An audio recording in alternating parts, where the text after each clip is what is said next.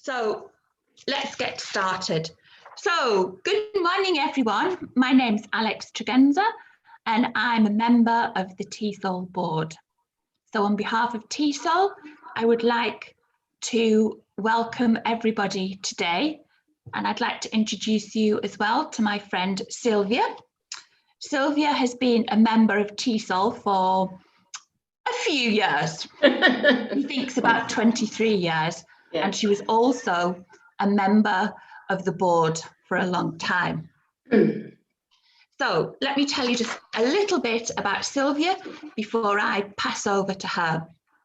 Silvia Benítez has been an English, Spanish and German teacher in the Escuela de Idiomas in Aberdeen for 20 years. She's interested in the learning process, psychology applied to the language teaching, and she's also an expert in intercultural mediation. And for the last 9 years, Silvia has been a volunteer with the Fundación Asha Kiran, is that right? Kiran? Mm-hmm. Asha Kiran, yeah. Asha Kiran, giving teacher training to their teachers and doing intensive courses and different activities with the children who benefit from their projects in India. So, Silvia, without further ado, I pass over to you. Okay, thank you very much. Thank you, everybody. Hello for being here. And first of all, I would like to tell you that I would like this session to be as interactive as possible. So if in any moment you have any questions, you want to comment on anything, feel free to do that.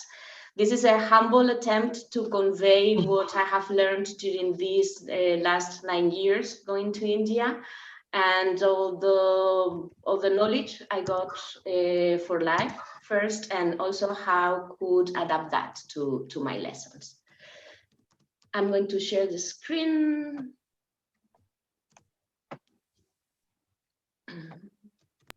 Okay.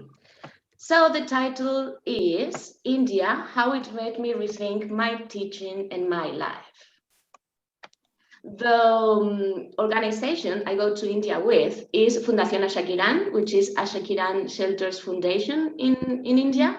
And as I said, I've been going there for the last 9 years doing teacher training and also teaching students there. I'm going to set briefly the context of what we are doing so that you can more or less understand how everything works there.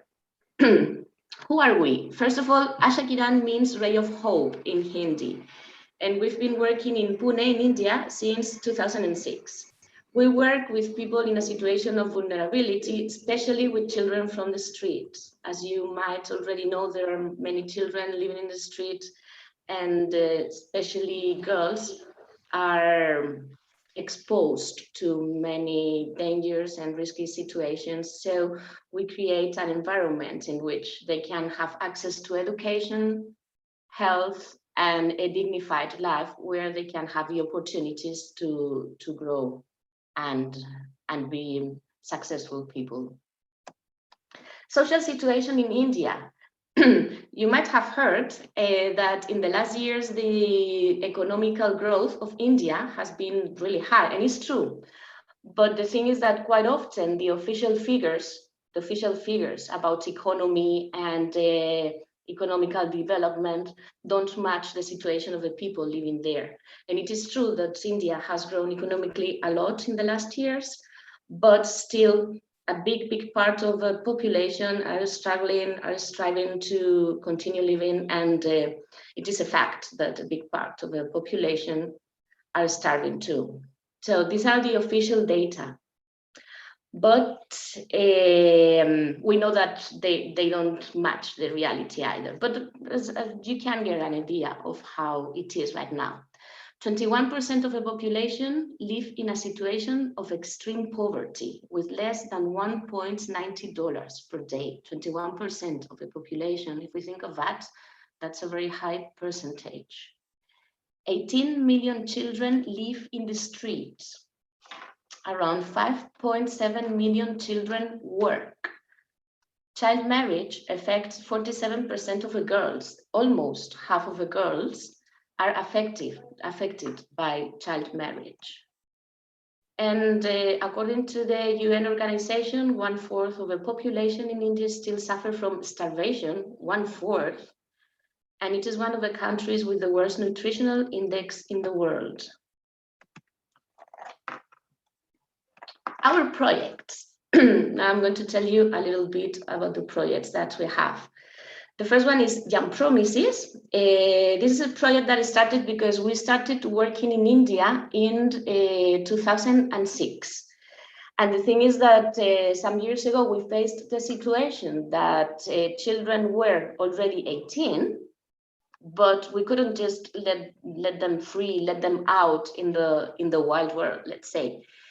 So these projects came from this idea of continuing giving assistance and somehow monitoring and counseling children who were already 18, but we are somehow their tutors. We are there, we take care of them, we help them look for a job, we help them with their studies. Some of them are at university already. So it's like continuing what we have done during the first years, because it would be a very bad situation just living there in the world after being taken care of and protected until they were 18. Then another project is a Yashodhara project. That's a shelter. We have right now just 210 children, and this is a shelter in the mountains. Here, children live and study, is a formal schooling. So we have children from many different backgrounds, different tribes, different situations, but all of them vulnerable children. The criteria here is rather that they are orphans, or they come from an environment in which they have either been abused or raped, so they have to be taken out of their core, of their environment. And there are also children who don't live there, but they are from the nearby villages, and they come just to school. They don't live there, but they come to school because there's no other school nearby. Sometimes they walk 1 hour to get to the school, but there they get the formal schooling. Another project that we have is the daycare centers. They are in the city of Pune, and the situation there is that they're building, many buildings are being built, and there are many construction sites. The population, typically population who works here are families. Usually the father and the mother work in the construction, and they are migrant population. So they come from different places. Usually they are illiterate, and they move from one city to another in the construction sites to look for a job. The situation here with the children is that either they are left in the street because their parents are working and there's nobody to take care of them, or they start working when they are sometimes 3 years old. So when they get 3, they are quite often considered as old enough to work and do some things like carrying bricks or carrying things. And they are just treated as adults, imagine as little as 3. So here we have 15 centers, and we're right now around 450 children. And we create a space. There is a school. Here is not non-formal schooling because it's quite difficult. This is migrant population, and they move from one place to another. Quite often they don't even understand the local language. And here we provide them at least with a safe place. We teach them basics on mathematics, Hindi, English, and life skills also. And we give them 1 hot meal per day, because usually these children also have nutrition problems. We also work together with their parents, because it's very important to raise parents' awareness about the importance of their children having proper nutrition, going to school. Some of these children stay and we take them to the formal schooling, to school.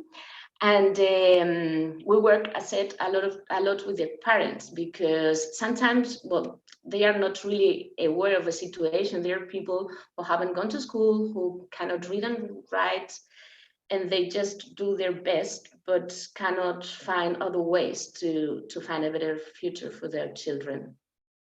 So it's a collaboration. We also have medical checkups, and we try to guarantee that during the time that children are there, they are safe and they can build their own potential. Another program that we have is the Community Development Project. This is in the slums, and here we have different things from self-help groups for women. You know that abuse is a very common problem in India. We also have workshops for women in terms of helping them getting job opportunities and be more independent from their husbands and their husbands' families. We also have support lessons from the children, because for the children, because the problem in India is that some years ago the government said that every child had to go to school, which is wonderful. But the problem is that our children were taken to school depending on their age. That is, if a child is 10 years old, he goes to 5th grade. And quite often they cannot speak the local language, they don't have the basics, they can hardly read and write. So we have these, we call them bridge courses, so that children can adapt to the national school system. And the last project that we have is the Rainbow Home. This is a home for, we have 60 girls. They are girls from the street, girls who were living in the street or come from very difficult or vulnerable situations. They live there, they have formal schooling, and it's within a government program. This is the Rainbow Shelters. And this, we also provide them with legal support, because some of these children have to go through legal processes because they were victims of some kind of crime or abuse or whatever. So we accompany them also in the legal process, and we make sure that they have a safe place where they can feel free and they can develop all their potential, and that they are not at risk. In fact, all the Rainbow Homes, their situation, so where they are placed, is kind of secret. I mean, it doesn't appear in any official paper, so that children can be really safe, and we guarantee that they are in a protected environment. How we work? We have life skills workshops for girls. This is a photo taken in the Rainbow Home to get them prepared for real life when they finish school. We do things like simple things like going to the bank, opening an account, which some might seem very normal, let's say for us, but for them is really, really useful. And there are some things that even adults many times don't know how to do. We also have workshops for women, as I said before, to empower them and to help them get some money for themselves, because the situation there, especially with low castes, is that women depend on their husbands and their husband's family. So this way they are starting to do something for themselves, and they're starting to get some money to help somehow in the family. And this is good for them, because they have this independence somehow economically to buy what they want, but on the other hand they also feel useful, and it empowers them. Like, it's not only an economical question, but it's also a question of empowering women. We also have medical checkups. This photograph on the right is one of the children in one daycare center. They are weighed regularly and measured and everything, and to check that they have the proper weight and height. And we also have celebrations. This is a photograph taken in a daycare center. This is a Diwali celebration. And as you can see, one of the children is feeding another one, but I don't know, the age difference might be 1 year, maximum 2. That was shocking for me the first time I got there, that you see little children taking care of children and babies. It's very common there to see a 7-year-old girl taking care of a baby. And I find this photo really, really sweet, how they enjoy. We also are dealing now with the COVID situation. As you might have heard, the situation in India is very, very bad right now. And we are also doing campaigns and helping them to have the right measures so that they are as safe as possible. Well, this is a campaign that we launched in the Rainbow Home. Okay, and just to finish with our projects, I want to introduce you to Rohan. He's one of the members in our Jump Promises project, and this is when he came to us. And this is Rohan now. He's studying medicine. He's 21 years old, and this is one of the stories of success. Because when you are involved, I don't know if some of you are involved in something similar to this. Sometimes it's kind of discouraging because it's heartbreaking to see what's happening, how people are struggling, how sometimes even dying, but there are also stories of success. And this is what we have to focus on. And in all the children, in this case, that are having a dignified life. Okay, so setting the context, I would like to tell you, I don't know if you have ever heard about Hofstede's 6 dimensions of a national culture. This is a very big research that was made all around the world. There were some professors, and they established that there are 6 main dimensions that determine the culture of a country. So if we consider these 6 dimensions, we can have an idea of the culture of a country and how society works. The 6 dimensions are power distance index. This means to which extent population are happy with the fact that some people are superior to others, and that there's a kind of natural distance between people. Among people. Another dimension is individualism versus collectivism. That means if we think more of the I, or I and it's not only I, but I and my close family, my close net, or collectivism, if we think of a whole society, if we think of a group, if the important thing is the group, but not the person. Another dimension is masculinity versus femininity. Masculinity has more to do with the fight in a good way, with looking for success, struggling, like this, let's say, inverted commas, more aggressive attitude, whereas femininity has to do more with tenderness, caring about the others, making sure that there is equality in this kind of behaviors. Another one is the uncertainty avoidance index, and this is means to what extent a culture is okay and is happy with the fact that future is uncertain, that we don't know anything about future, that we don't know what's going to happen in the future, and that we cannot foresee many things. The 5th one is long orientation versus short-term normative orientation. Societies which score low on long-term orientation are usually more traditional. They take more care. They try to keep their customs and traditions much more.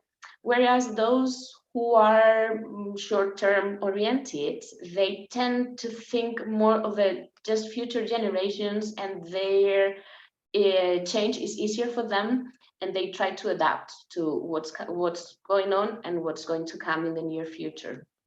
And the last one is indulgence versus restraint. Indulgence measures to what extent a country or culture enjoys, somehow, let's say, enjoys life.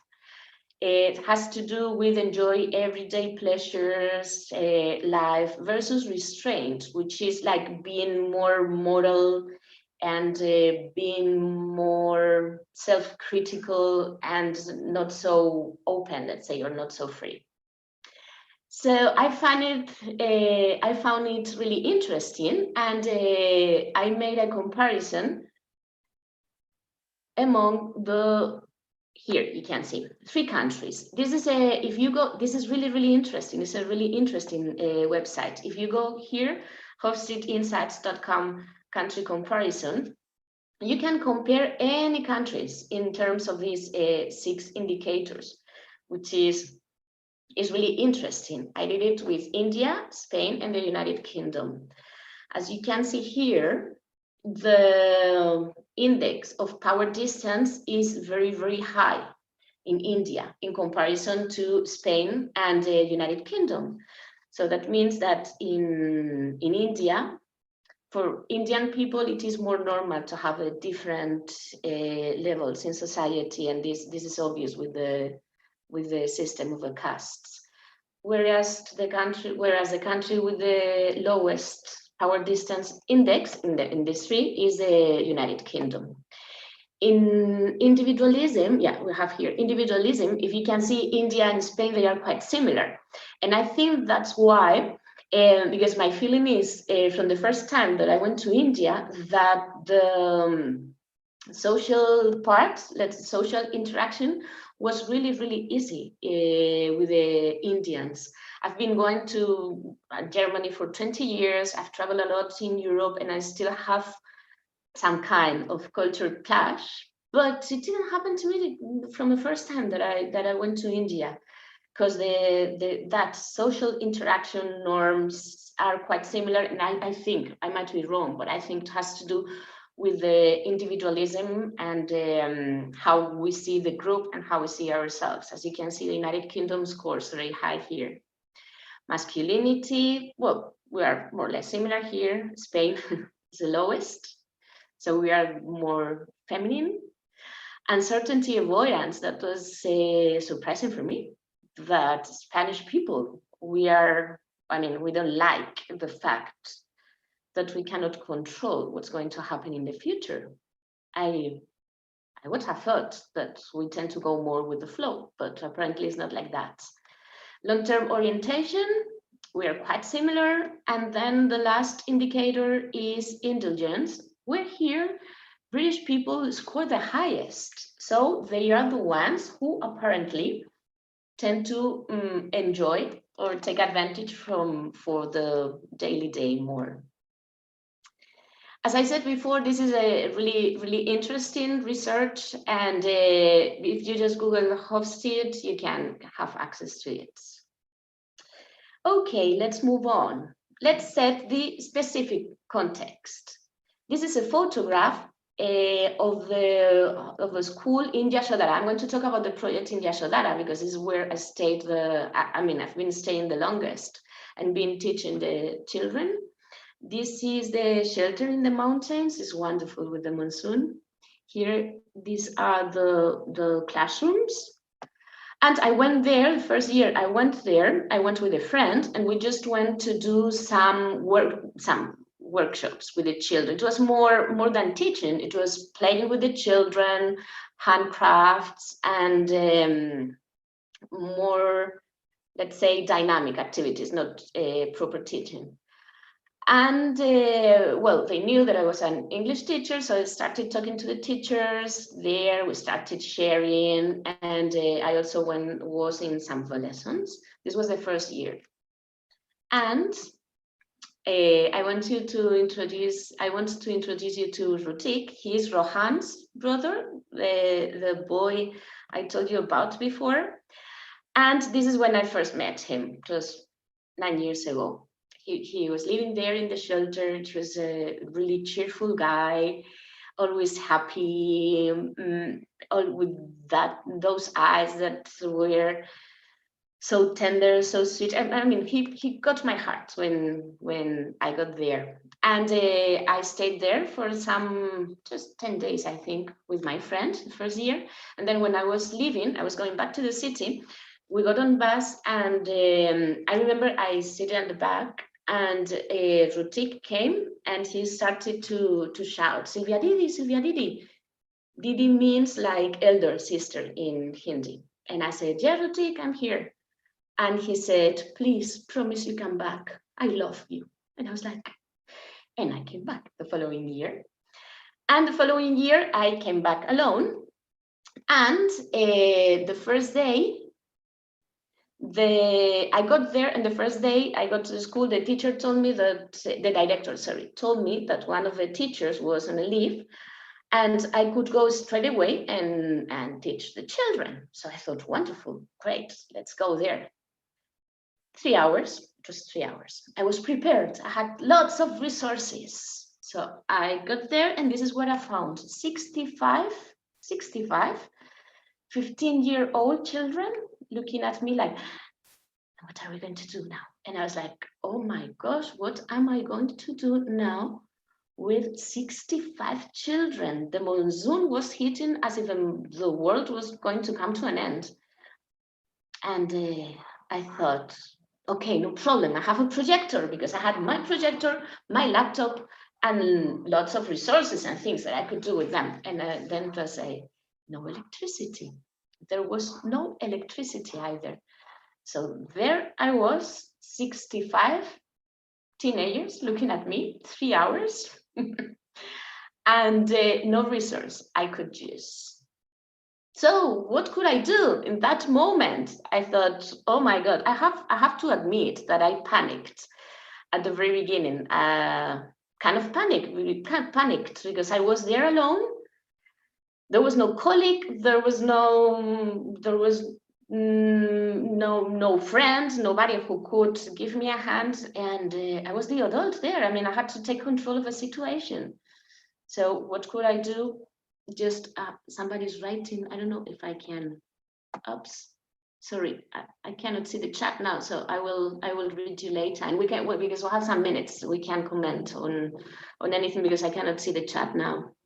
Okay, it's okay. I'm following the chat for you, and people are putting in some really nice comments. I'll read them out later for you. Okay, great. Thank you so much. Yeah, because I cannot read the chat. Thank you. So the thing is that what could I do? Nothing. Be flexible. I mean, when you are in a situation where you see no light and you don't know how to get out of it, I don't know, somehow you get the strength, you get the resources, and you just do it. So I had a blackboard and a chalk. So it was like, Silvia, it's not that bad. So I decided to get back to the basics. We started with, well, this is my writing. This is what I did. I started with some questions, and just to get to know their level. Another problem was that many of them didn't understand English, and we didn't have a common language, which makes things more difficult. But I've thought of that a lot. Don't ask me how and why, but there was a moment after some minutes that suddenly everything started to flow. And I was just there, and I was relaxed with the children. I was happy. They were involved. I just somehow got the inspiration to go from one activity to the other. And everything flowed. And the 3 hours went by so quickly that I really enjoyed them. So after these first day, I was in the school for 15 more days in this same school. And I got some reflections. I mean, I thought a lot about how I was behaving in Spain and how I was behaving in India. This is 10 years ago, almost 10 years ago. So of course, we all change as teachers and as persons, but it made me reflect a lot on what I was doing at the time. And this is some of the reflections. Oh, sorry. So the first lesson that I learned is adaptability, that we have to be chameleons and we have to adapt to the new situations in order to be successful in our teachings. And now, yeah, this is the reflections I got. The first one was, had I turned originality into a routine? I don't know if it has ever happened to you, but before going there, I had the feeling I was teaching children, teenagers, and adults. And the thing is that, especially with the teenagers groups, I was always struggling to find something cool, to find a new activity, to find something surprising for them. And I remember this, I spent hours with my lesson plan, preparing something that would astonish them, that would be memorable, which of course is good. I mean, and I still do think that we as teachers have to do this. But was I struggling that much? And as I say, had I turned originality into a routine? Because I wanted to be original all the time. And children, teenagers ended up getting somehow bored, not bored, but nothing was surprising for them. So I thought that somehow I should relax a little bit more. Is always, I mean, we always need to bring this memorable thing into the classroom and be original, but not struggle that much. I mean, now I feel that I kind of wasted a lot of time, and the result that I got was not what I had expected, because I was overloading them with information and with what I wanted to be cool things. Another thing that I learned, because life in India is much slower, and their approach is much more, I would say, person-centered. So if you're talking to somebody, they are focusing on you, on what you're saying, on what you're feeling, and really active listening is something that we have to learn from them, definitely, because everybody is genuinely interested in what you're saying. So I thought, do I pay enough attention to how students were feeling before the lesson? Because I tended, to be honest, I tended to start the lesson. I had my cool plan, lesson plan. So I tended to start straight away and somehow forgot the human part, and somehow forgot that we're, okay, teaching might be considered somehow a science, but we are persons, we are working with people. So if we forget that part, we are not getting our aim. Since I came back from India, first time I started in all my groups. Well, for me it's easy, I have to say, because I have maximum 12 students per class. So it's something feasible. But I started to start the lesson by asking students how they were feeling, if there was something that was worrying them, they were sad, something, whichever thing they wanted to share. And it was surprising for me, because I was not sure about that, because sometimes it meant wasting, inverted commas, 5 or 10 minutes of a lesson speaking in our mother tongue about feelings. But it turned out to be a really useful thing, because once you can create a comfortable environment where you can create this environment in which students have somehow got rid of their worries and their negative feelings, everything flows much quicker. So is wasting 5 minutes of a lesson to make the other 55 or 85 minutes be more successful than if you don't let them release these feelings and these emotions. Another thing that I asked myself is, did I go with the flow? And I didn't. because I had, as said before, my wonderful lesson plan, and I was thinking the whole time about the next step. So if I didn't do everything I had planned to do in my lessons, as I was taught to have this timing and to have everything ready, I used to write warming up 10 minutes, grammar activity, whatever, 15 minutes, which is good. But let's face it, life is not like that. And many times the rhythm of a lesson changes, and we have to do something different. So I felt and I saw that I had a big difficulty to do that, which wasn't good for my teaching.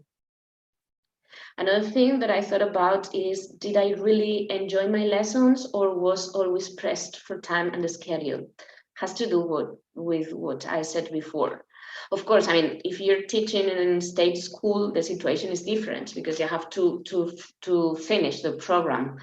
But in my case, that I work for a language school, I put too much pressure on me.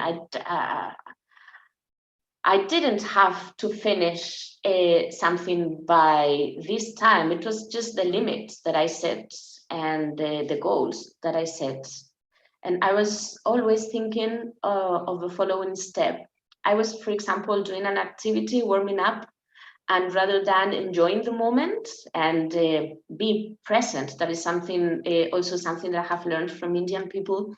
I was not present. I was thinking of the next activity and how it was going to be, and also what I could do in the following lesson. So this is the Spanish, I would say, Western rhythm, that always we are thinking of the next step, and we are not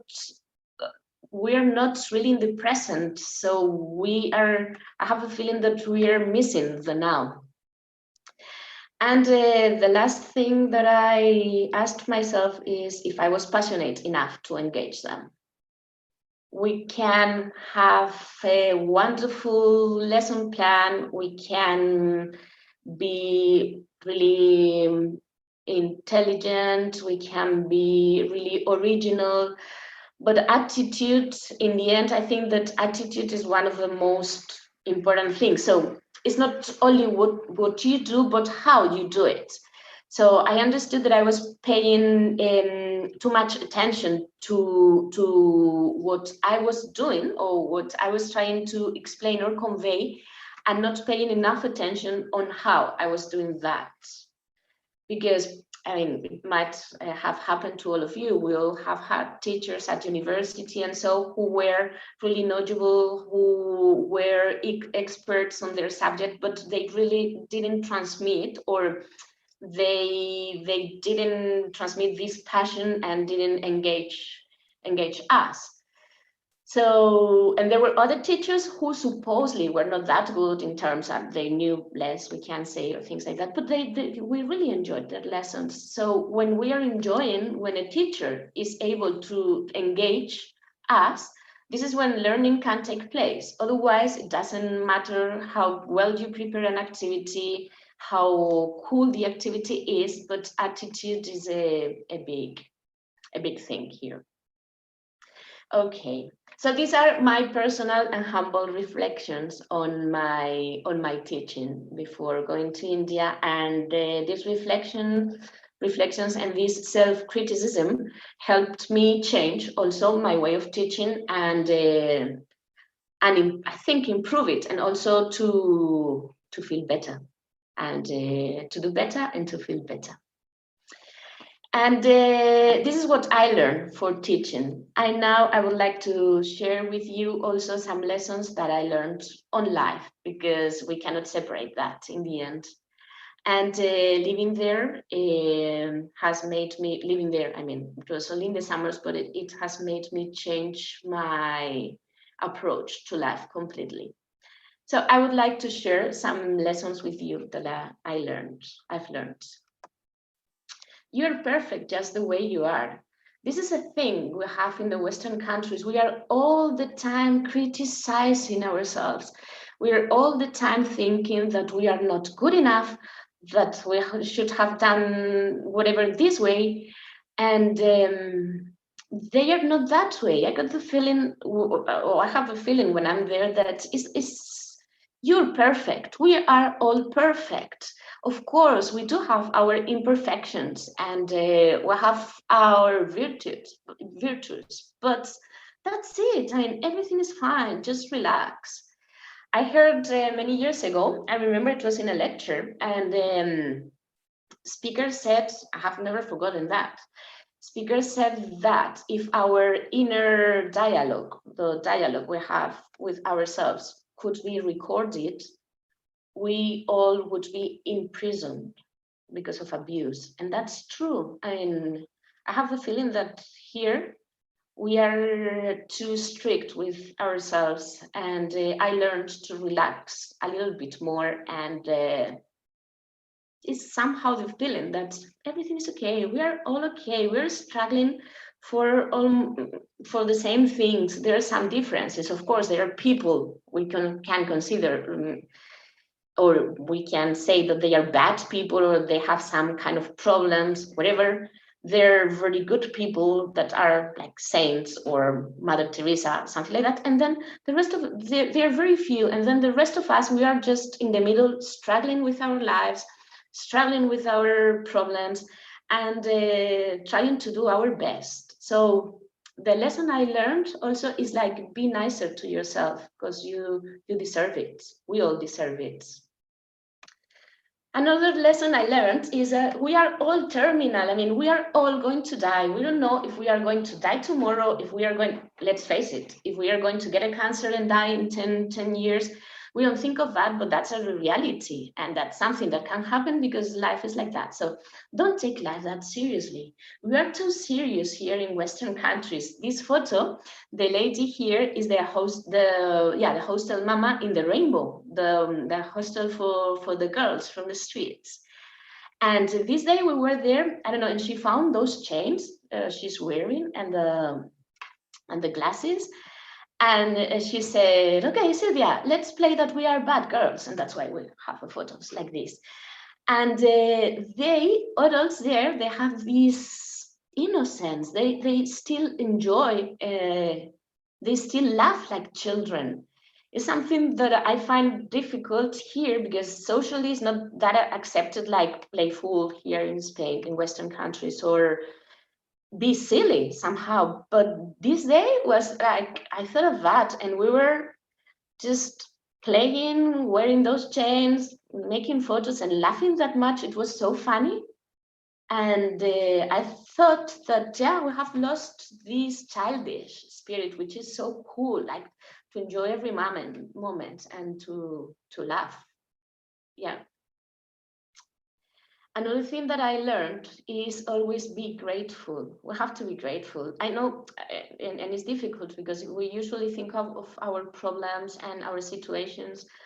But if we took some seconds a day to think of good things that we have and to be grateful for them, that's great, because as soon as you start your day being grateful for what you have rather than thinking of what you don't have, your day changes. You start your day with gratitude and it changes the course of your whole day. You can see here, this is a photo taken in the slums. This is a typical family that they sell lemons. And this thing that you can see here on the floor, it's made of fabric, and they are a kind of gods or to protect people. I mean, to protect their houses. So you buy them that little puppet, and you put it in your house at the entrance, and it's a way to protect your house and to get rid of bad spirits. When you are there, I mean, you see that they are okay in terms. I mean, they have a job, more or less. They have food, but wow, I mean, we are not aware of how lucky we are. And it is true that when you are in a context, it's very difficult to think of another context, but making the effort of thinking, just as I said before, for 1 minute of the good things that we have, changes your mood for the whole day. Another thing that I learned, these are girls in the in the rainbow home is that you don't need too much to enjoy. It's just a question of attitude. If you start your day saying, oh, I don't want to do this, and this class is going to be boring, the day, I mean, you can better stay in bed. But if you start your day saying, okay, I'm going to try and have fun in this lesson, or I'm going to try and laugh and with this, changes, it just changes. I mean, we can somehow convince our brain on how things are going to work. It's not easy, it's not something that you can get from one day to the other, but it's true that with practice, we can get to change our attitude. And if we change our attitude, we change our day, and we change our life, and we change the way we approach things. And we are happy, we are happier. That's the aim in the end. Something else that I learned is that life is not easy, but giving up is not an option. This is Rotik, the boy I told you before, who told me, Silvia, please come back, I love you. Just a couple of years later, when he got the cancer, and it was Hodgkin, doctors told us that it was very difficult for him to survive because the situation was quite bad, apparently. And when he was receiving the chemotherapy, I always phoned him here from Spain the following day, because that day he didn't want to talk to anybody. Apparently, he had a lot of pain in his arms and he was feeling very bad. So he used to get the chemotherapy, and the following day I phoned him.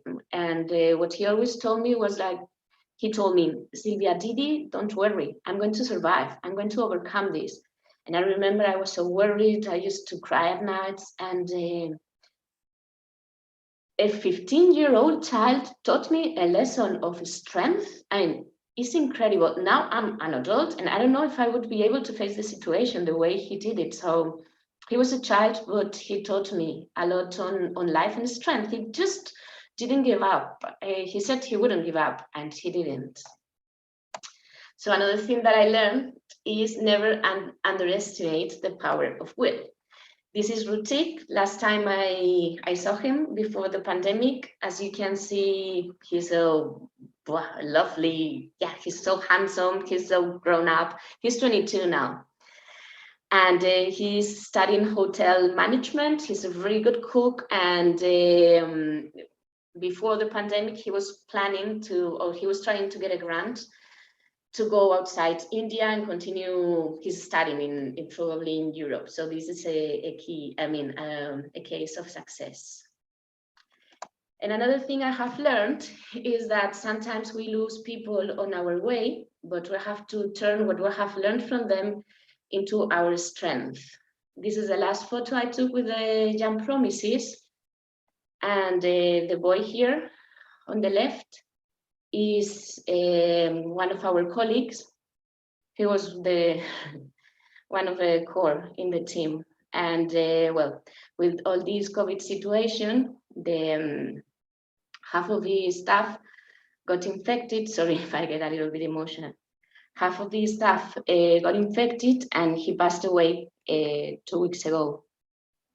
So it's been really hard for the team there in India, and also for the team here in Spain, because he was one of these people that tend to stick people together. He had a solution for every problem.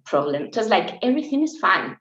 Whenever something happens, he was like, "Oh, everything is all right." And yeah, I think we have to continue doing what we are doing, and thinking of the strength that he had until the end, and what he really did. Because even the day before he passed away, he was texting the children to check that they were okay with all the COVID situation and everything. So this is more or less my experience, what I have learned for teaching and for life in India.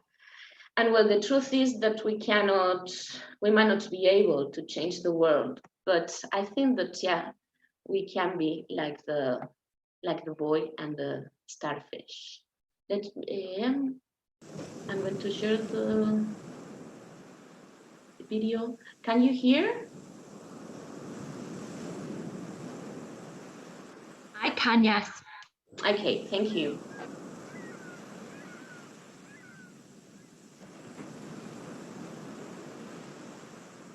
A man was walking along the beach as the sun set. He listened to the swish, swish of the waves and the padding of his own feet.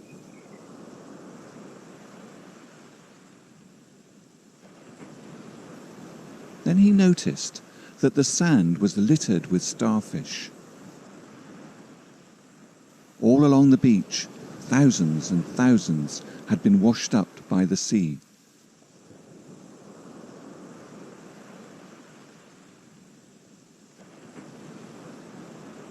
There they lay dying because they could not survive long out of the water.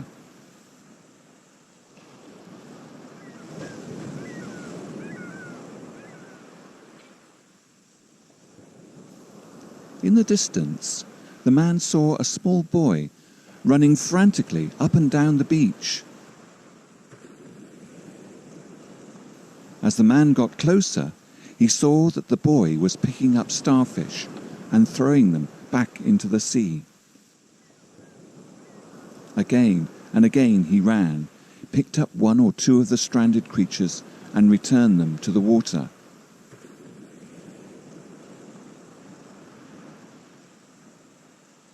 The boy did not notice the man approaching until he shouted, "Little boy, what on earth are you doing?" The boy replied, "Can't you see? I'm saving the starfish." "Don't be silly," said the man. "There are thousands and thousands of starfish on this beach. How can you possibly make any difference?"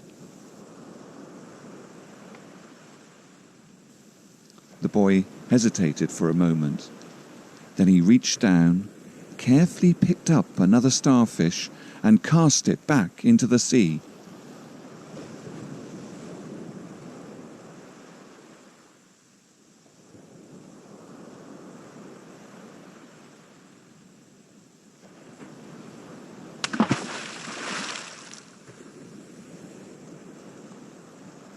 Looking back at the man, he said, "I made a huge difference for that one."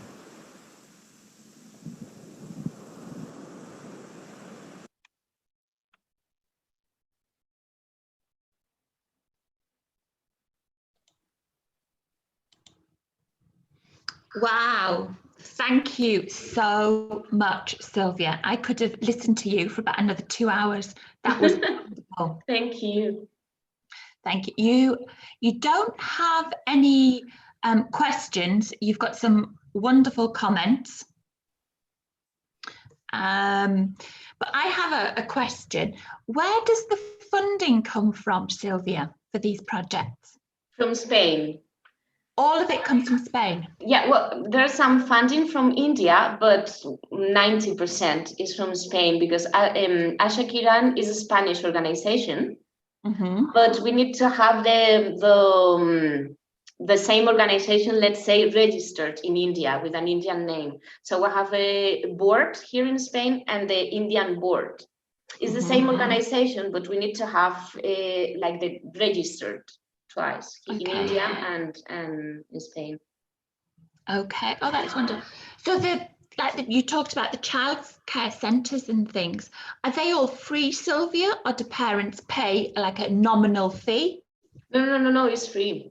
It's all free. Oh, wow. Yeah, because parents cannot pay for that. They work many hours for very little money, and sometimes children, as I said, start working when they are 3 or 4 years old. So they live on the basics. Yeah. Wow. Absolutely incredible. Absolutely incredible. You've got some fantastic comments, people saying wonderful, great talk, congratulations, you're an inspiration to us all. Nah. And Caroline says that she's going to come with you 1 year. Of course, I mean, anybody who wants to come, and hopefully next year I will be able to go back again. We still keep in contact through internet, meetings and so, but next year I will go. So if anybody wants to come. Oh, and Gerard has asked a question. Do any of the children start working in the project? Not yet. I mean, not working, but they start helping. The jump promises, the ones who are in the jump promises, for example, they usually visit the girls in the rainbow home, talk to them, somehow are like the elder siblings. Okay, that's wonderful. I'm just going back through the comments. And I also wrote down as well, I picked up your thing about always be grateful. And that just made me think that, yes, sometimes we're not grateful for what we've got. We always want something better, something that somebody else has got. There's always that media that we want what other people have got, when really we have sufficient to live on and more. And more, yeah, we'll have to be grateful. The thing is that I think that we focus on what we don't have rather than what we have. And what we have is much more than what we don't have. So we have to change the focus. We have to change the way we look. And Elsa is saying she's always considered doing something like that as an English teacher and a social worker. And her question is, do you pay your own flight and expenses? Yes. Yeah, we pay in this case. I mean, this is the organization I've been working as a volunteer closely with, and I'm also a board member, but we are all volunteers. And the thing is that just the plane is like 600 euros.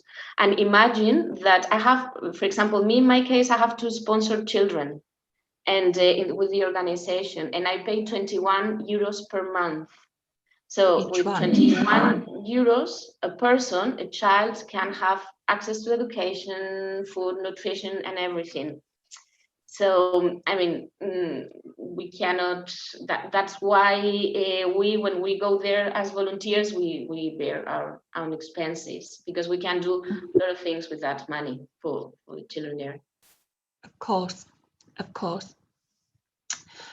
I can't see any more questions coming in, so I'd just like to remind you, I have put it in the chat, but I'll put it in again, that this afternoon we have a meetup at 5 p.m.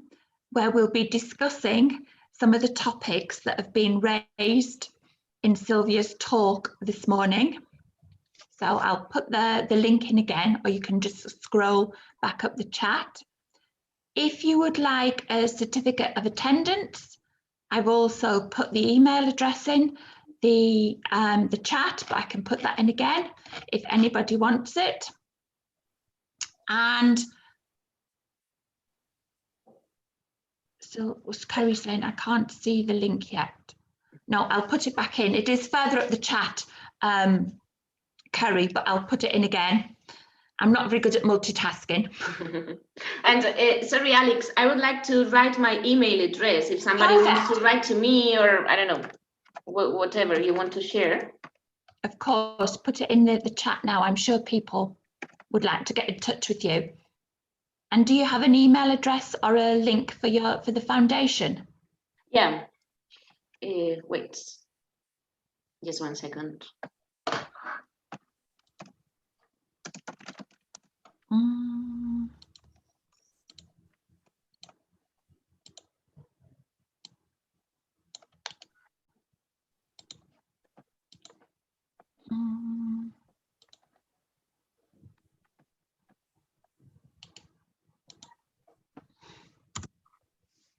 So there's the link if you'd like a certificate of attendance.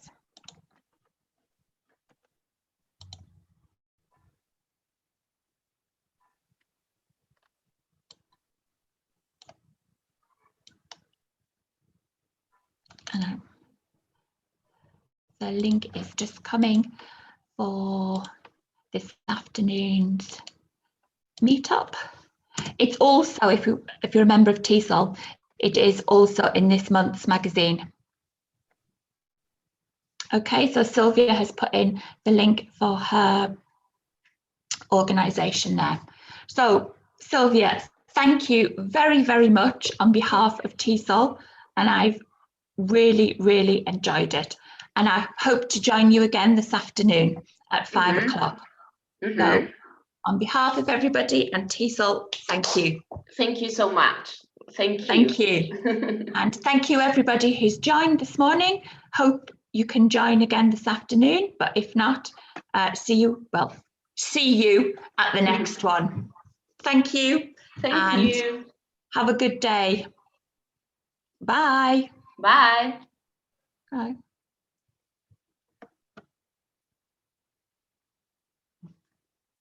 Just wait till everybody's gone. That was brilliant. I do some work with a charity in Scotland, and it's got a really funny name. It's called Pants for All. Pants, P-U-N. Yeah. Pants as in like underwear. Okay, pants. and it provides underwear to young girls and sanitary products or compressors. Yeah. To girls in Africa who basically they couldn't go to school. I'm working on a project like that in Tanzania. We are giving talks about that. Okay. Individually, I will write to you because you might. It's an organization. You might help there. Okay. I mean, I send, and they also send bras, sujetadores, because if a lady's got a bra, she's considered to be a higher order and less likely to be raped. So they send you can send used bras, but obviously all underwear that I collect has to be brand new. Yeah. And then they send it all out to Africa. And then they buy locally to support local businesses. They buy like all the sanitary products, and they provide them to ladies in hospitals who've just had babies. That's great. Obviously, it's quite important that you have something after you've had a baby.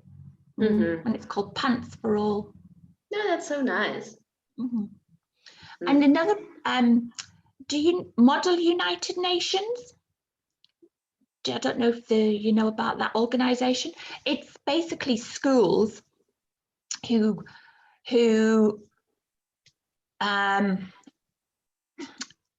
what would you word? I want to say pretend, but that's not the right word. They simulate the United Nations. So they get together and, you know, they're the different countries and they have debates on various issues. And at the minute, they are working a lot on period poverty. And I can give you an email address and that as well of a lady who's very involved in that. That's mainly coming from America, that one, but I volunteer for this Model United Nations as well. I'm what they call adult lead. That's nice. My oldest daughter is very, very involved in it. So yeah, I've become involved, and I mainly they put out every month a newsletter. So I don't edit it. I check it that it's appropriate, that the articles are appropriate. There's no bad language in it, that type of thing. Not somebody else in theory. The kids themselves do the editing and the spelling mistakes and that. Sometimes it's a bit iffy, but they've been working a lot on eradicating period poverty, and that's one of the things that they're trying to promote this year. We've still got some people with us. Yeah. People I've put in lots of times the link. Then they can't see the link. They can't see the links. I've put them there. I don't know. I can see them at my end. Yeah, I can see it too.